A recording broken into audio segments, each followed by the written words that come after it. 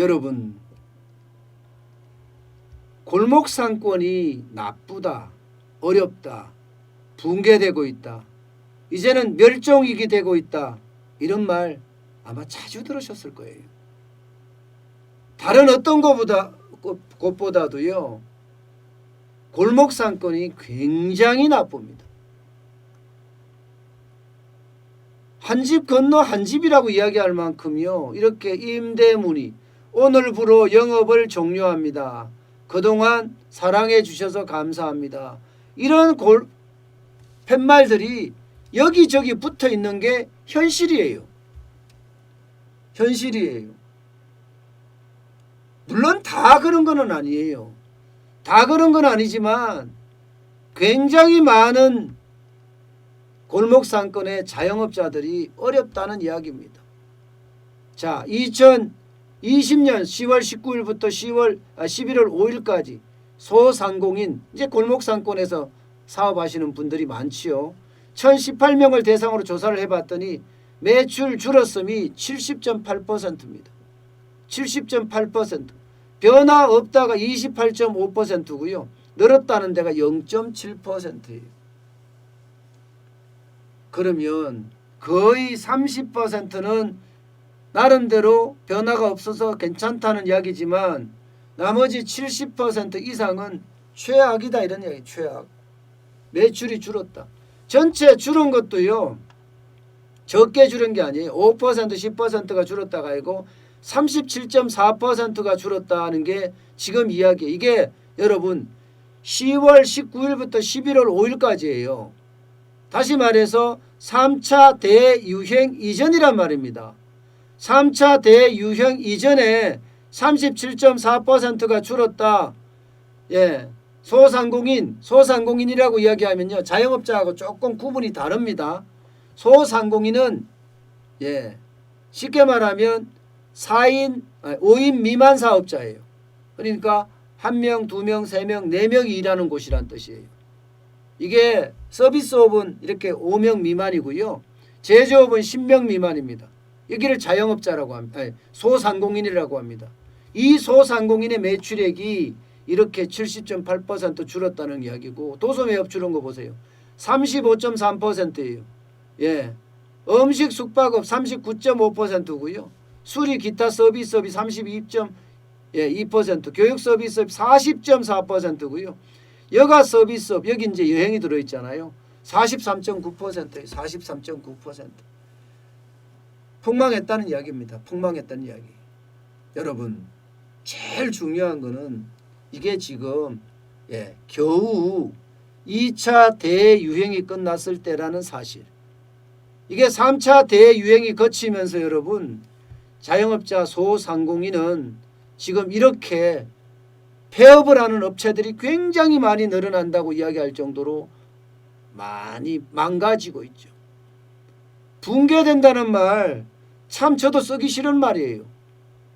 오죽했으면 골목상권 멸종위기라는 말을 쓰겠어요. 멸종위기.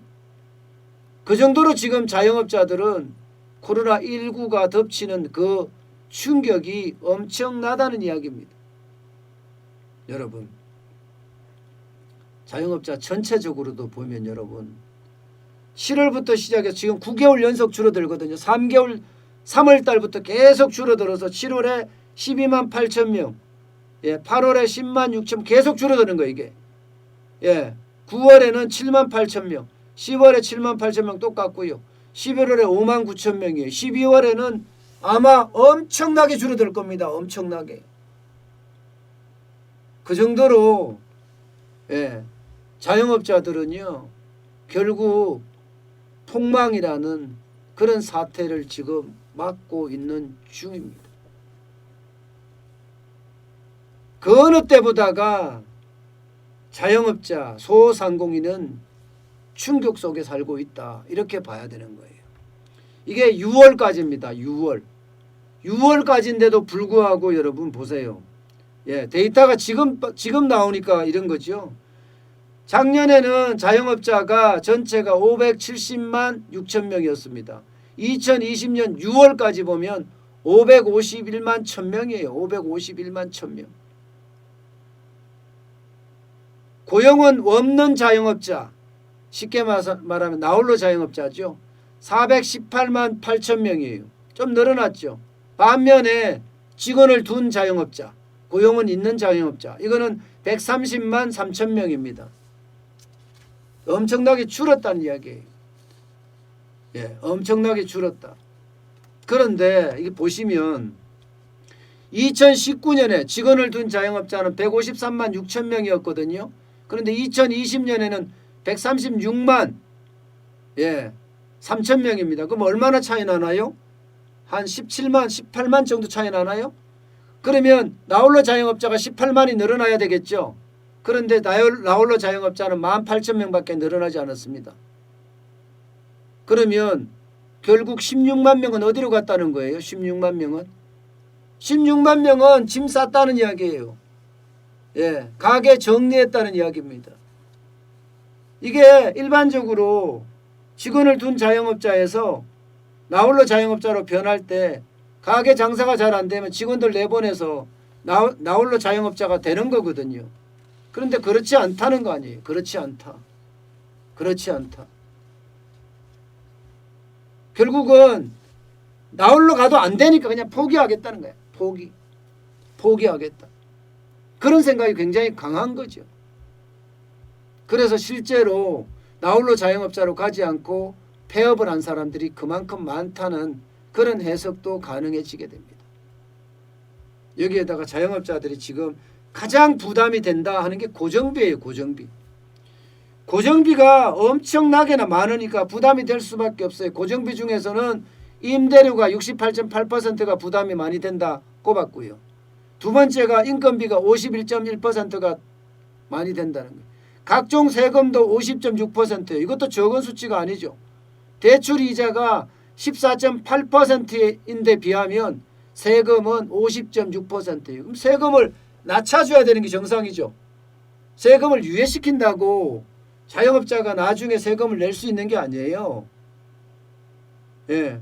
장사가 굉장히 잘 돼서 이익이 막 엄청 많아져서 그래서 할 수 있다면 진짜 좋은 일이긴 하지만 지금처럼 코로나19가 계속해서 확장되는 이런 상태에서 간다면 여러분 이거는 진짜 쉽지 않은 상태예요. 쉽지 않은 상태. 특히 말입니다. 숙박이나 음식점, 특히 음식점이 이제 골목 상권에 많은데요. 야, 이런 음식점이 너무 많이 문을 닫으니까 그에 따르는 아픔도 그만큼 크지 않을까 저는 그렇게 생각을 해요. 골목 상권이 이 정도면 우리가 일반적으로 이야기하는 서울 시내에 몇 개 상권이 있다고요? 45개인가요? 45개 상권 중에 성한대가 있을까요? 없습니다. 단어에 없습니다. 그만큼 지금 상황이 어렵다는 이야기입니다. 한숨이 나오네요. 그죠?